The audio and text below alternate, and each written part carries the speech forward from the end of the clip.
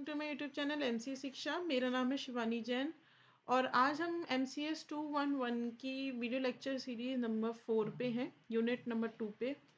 Right, last topics हमने क्या क्या कवर करे थे।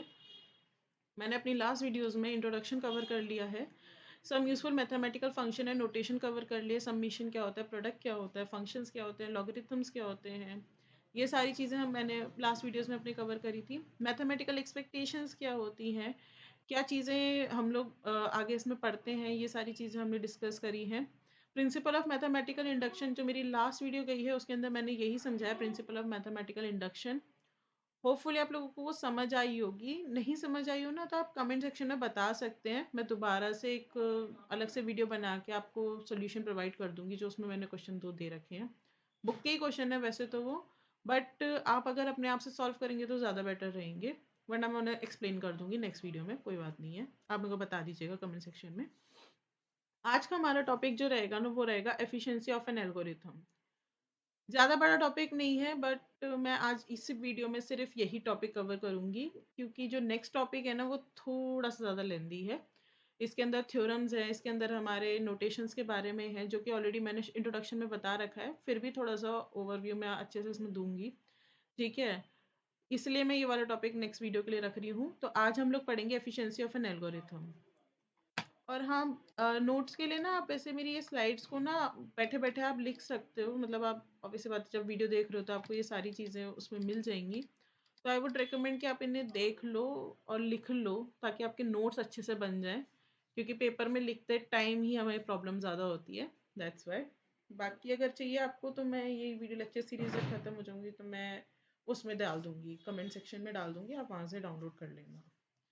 Right, so let's get started to today's topic. आज का टॉपिक हमारा ये है एफिशिएंसी ऑफ एन एल्गोरिथम। अब किसी भी एल्गोरिथम में हम लोगों को पता कैसे चलता है कि वो कितना एफिशिएंट है। हम लोग कैसे जज कर सकते हैं कि कोई एल्गोरिथम कितना बढ़िया चल रहा है, कितना बेकार चल रहा है, उसके वर्स्ट केस क्या है, उसके बेस्ट केसेस क्या है। राइट, किसी भी एल्गोरिथम की एफिशिएंसी जानने के लिए ना हम लोग ये देखते हैं कि वो कितने number of computational resources use कर रहा है, यानी कि कितने नंबर ऑफ स्टेप्स चला रहा है, कितने नंबर ऑफ एल्गोरिथम को हम लोगों को बार बार बार बार बार बार चलाना पड़ रहा है। ठीक है, और कितना टाइम वो ले रहा है।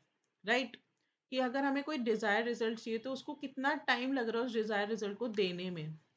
सबसे बड़ी चीज़ होती है ये, किसी भी एल्गोरिथम को जब हम लोग बनाते हैं, जब हम लोग समझते हैं, तो हम लोग ये ध्यान रखते हैं कि हमारा एल्गोरिथम बिल्कुल बेस्ट चले। हर कोई यही चाहता है यार। अब एज अ कोडर आप लोग भी ये सोचते होंगे कि अगर मैं कोई एल्गोरिथम लिख रहा हूँ या लिख रही हूँ तो I wanted to be very efficient, कि कोई भी पर्सन उसको यूज़ करे। राइट, सो दैट्स वाई हम लोग यहाँ पे एफिशिएंसी ऑफ एल्गोरिथम के बारे में पढ़ते हैं। थोड़ा सा रीड कर लेते हैं क्या लिखा है यहाँ पे।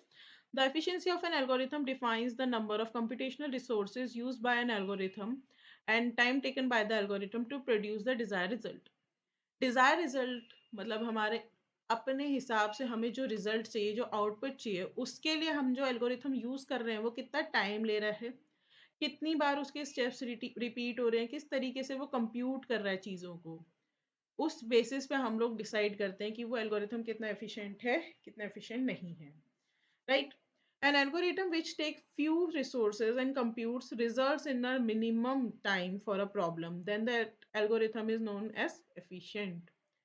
कोई भी एल्गोरिथम मेरा जब बहुत थोड़े से रिसोर्सेज यूज करें, यानी कि मेरा टाइम, मेरी स्पेस और मेरा हार्डवेयर और एवरीथिंग, ठीक है, सारे रिसोर्सेज जो हैं वो बहुत कम यूज करें, ठीक है, और जो रिजल्ट है ना वो हमारा बहुत मिनिमम टाइम है, बहुत कम टाइम के अंदर अंदर हमारा रिजल्ट दे दे, उस एल्गोरिथम को हम लोग एफिशिएंट मानते हैं। आज के टाइम में हर चीज़ इतनी फास्ट हो गई, इतना ऑटोमेशन में जा चुका है चीज़ें, तो ऑब्वियसली बात है आज के टाइम पे वो एल्गोरिथम सबसे बेस्ट एल्गोरिथम होगा जो टाइम कम लेगा, जो रिसोर्सेज कम यूज करेगा। Right, the efficiency of the algorithm is measured based on the usage of different resources and minimum running time. वही सेम चीज़ है कि हमारा जो एल्गोरिथम है वो उसी के बेसिस पे मेजर किया जाता है कि कितने डिफरेंट रिसोर्सेज वो यूज़ कर रहे हैं।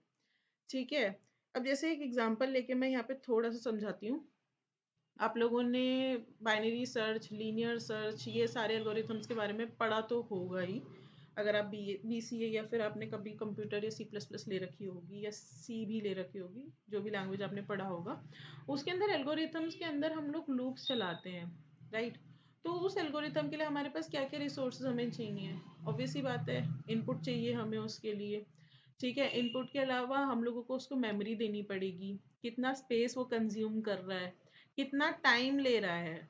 एरे के बीच में ही तो हम ढूंढते हैं बाइनरी सर्च और लीनियर सर्च में, ठीक है। तो उन कितने स्टेप्स वो यूज कर रहा है, कितनी बार वो उस एरे को यूज कर रहा है, क्योंकि एरे को जब हम यूज करते हैं तो मेमोरी भी कंज्यूम करते हैं, राइट। एक टेम्परेरी मेमोरी बनाते हैं और उसके अंदर डालते हैं, फिर देखते हैं, फिर लूप चलाते हैं, ये सारा काम करते हैं, ठीक है। तो उस एल्गोरिथम के बेसिस पे हम डिसाइड, उस एल्गोरिथम के रिजल्ट के बेसिस के पे हम लोग डिसाइड करते हैं कि हाँ, ये एल्गोरिथम कितना एफिशिएंट है, कितना नहीं है, ठीक है। The efficiency of an algorithm depends on its design, implementation, resources, and memory required by it for the computation, right? हम किसी भी एल्गोरिथम की एफिशिएंसी कैसे डिसाइड करते हैं कि वो किस तरीके से डिज़ाइन किया गया है, किस तरीके से हम उसे इम्प्लीमेंट कर रहे हैं, क्या क्या रिसोर्सेज वो ले रहा है, कितनी मेमोरी वो यूज कर रहा है, ठीक है, ड्यूरिंग दैट कंप्यूटेशन, मतलब उस पूरे प्रोसेस को चलते टाइम पे, ठीक है। Since every algorithm uses computer resources to run, obvious सी बात है, but to analyse an algorithm execution time and internal memory are essential to consider. ये दो चीजें सबसे ज्यादा इंपॉर्टेंट है, जो कोई भी, मैं कह रही हूँ कोई भी डेवलपर, कोई भी पर्सन, यूजर भी कह लो यार, ठीक है, कोई भी डेवलपर, यूजर या फिर कोई भी XYZ पर्सन हो, वो ये दो चीजें सबसे ज्यादा देखते हैं, क्योंकि ये दो चीजें सबसे ज्यादा वैल्यूएबल है, ठीक है। If an algorithm contains only linear function having no loops or recursion, the efficiency of that algorithm or the running time of the algorithm is calculated by the number of instruction it contains. अब जैसे हम लोगों के कोई भी algorithm जो होता है, दो तरीके के हो जाते हैं, एक हो जाता है लीनियर, एक हो जाता है लॉगरिथमिक, ठीक है। और भी बहुत टाइप के फंक्शंस होते हैं, ऐसी बात नहीं है, क्वाड्रेटिक भी होता है और आपका क्या कहते हैं, क्यूबिक भी होता है, पॉलिनॉमिक भी होता है फंक्शंस, ठीक है। अलग अलग टाइप के हमारे पास फंक्शंस बनते हैं, ऐसी बात नहीं है, बट हम जनरली दो ही पढ़ रहे हैं आज, एक लीनियर पढ़ते हैं, एक लॉगरिथम पढ़ते हैं। ये ज़्यादा बड़ा टॉपिक उसमें नहीं है बुक में भी आपका, ठीक है। मैंने बुक से पढ़ा था, उसमें बहुत बेसिक लेवल पे दे रखा है, बट बाई चांस क्वेश्चन आ जाता है तो लिखना पड़ता है, ऑब्वियसली बात है, तो इसलिए मैंने थोड़ा सा कंटेंट ज़्यादा है, तो आप कंसिडर कर सकते हो उसको, ठीक है। अब आ जाते हैं लीनियर लूप पे। अब लीनियर लूप क्या होता है या फिर लीनियर फंक्शंस क्या होते हैं? जैसे सपोज करो, आप लोग अगर कोडिंग बैकग्राउंड से होगे तो आपको इतना आइडिया होगा। जब हम लोग सपोज कीजिए, नॉर्मल फंक्शन लिख रही हूँ मैं, ठीक है, अरे पेंसिल आई नहीं, हाँ हाँ, मैं नॉर्मल फंक्शन लिख रही हूँ, एक सेकेंड, मुझसे लिखा नहीं जा रहा, हाँ, मैं यहाँ पे नॉर्मल फंक्शन लिखती हूँ, एक फंक्शन सम, सम लिखा है मैंने यहाँ पे, ठीक है। और यहाँ पे हम क्या लिखेंगे, इंट में देंगे इसकी value, int A.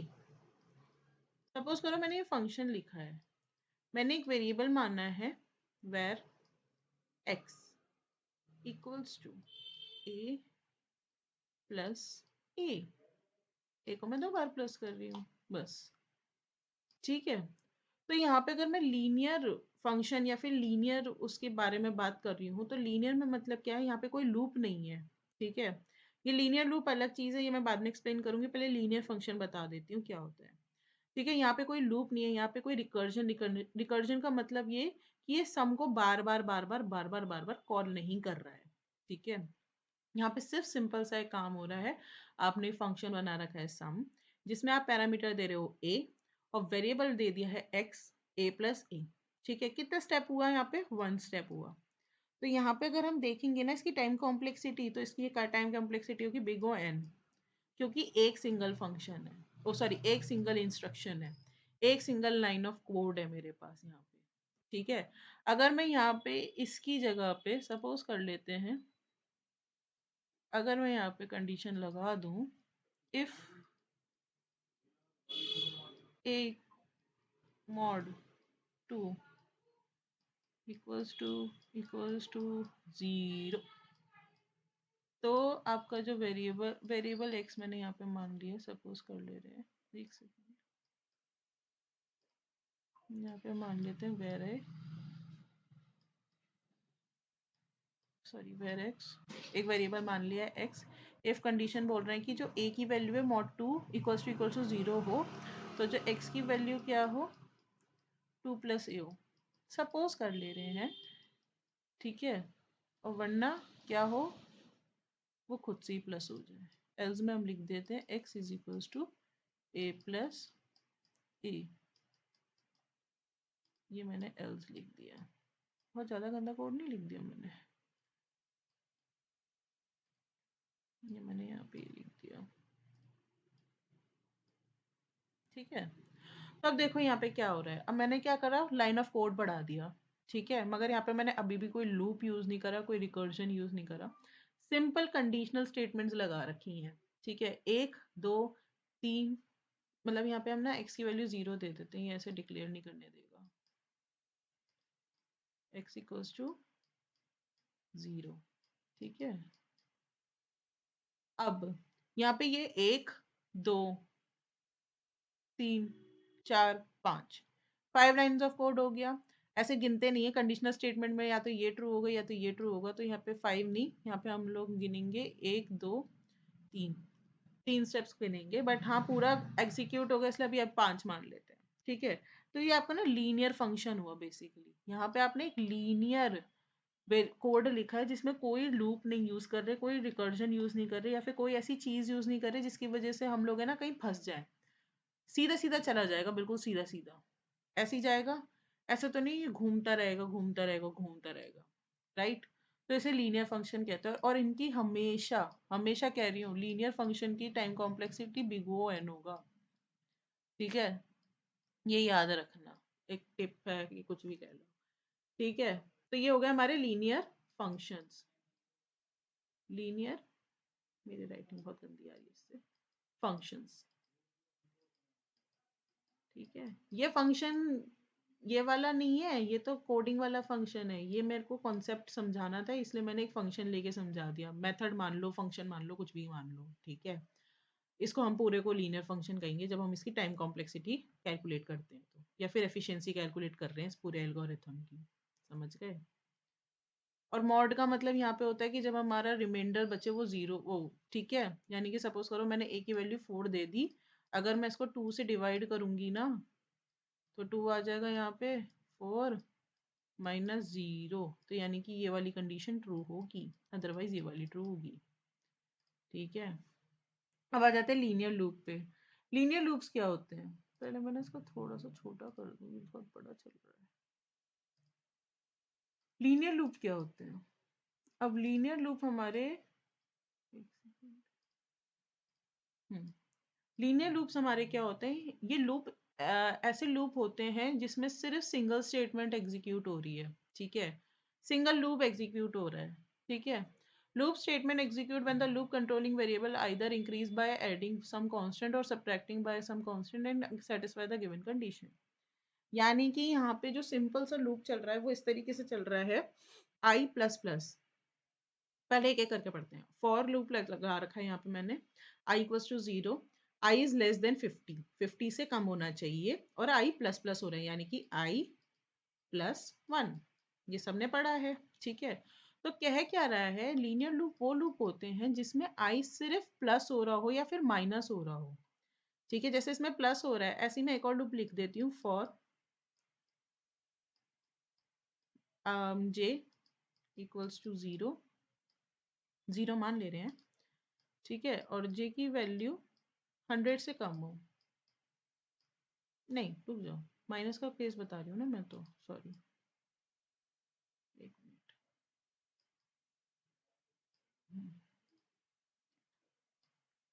For loop चलाते हैं एक और, सॉरी उसके लिए, ठीक है। जे की वैल्यू मैंने दे दी 1000, सपोज कर लेते हैं, और जे की वैल्यू जो होगी ना वो आपकी लेस देन, नहीं लेस देन नहीं, अरे यार सॉरी, फॉर, थोड़ा सा जल्दी लिख लेती हूँ, एक मिनट,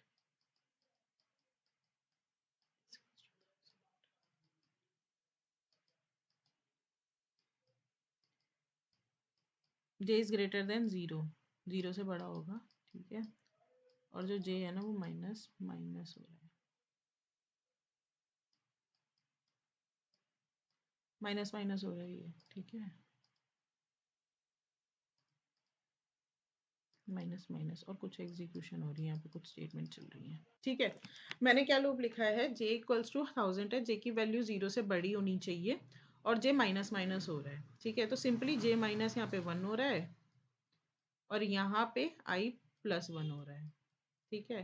तो जो लीनियर लूप होते हैं उसमें क्या होता है कि आपका जो कंट्रोलिंग वेरिएबल है, ये कंट्रोलिंग वेरिएबल्स होते हैं, ठीक है, इनके बेसिस पे हमारा लूप चल रहा है, इसी वजह से या तो वो इंक्रीज कर रहे हैं कोई भी कांस्टेंट नंबर से, 1 से कर रहे हैं, 2 से कर रहे हैं, 3 से कर रहे हैं, 4 से कर रहे हैं। अब मैंने जैसे यहाँ पे आई प्लस प्लस कर रखा है, यहाँ पे आई प्लस 2 कर दो, और यहाँ पे जे माइनस 3 कर दो, सपोज कर लो, तो भी चलेगा, ये लीनियर लूप ही कहलाएगा, क्योंकि यहाँ पे कांस्टेंट वेरिएबल है, कांस्टेंट वैल्यू है, सॉरी, ठीक है।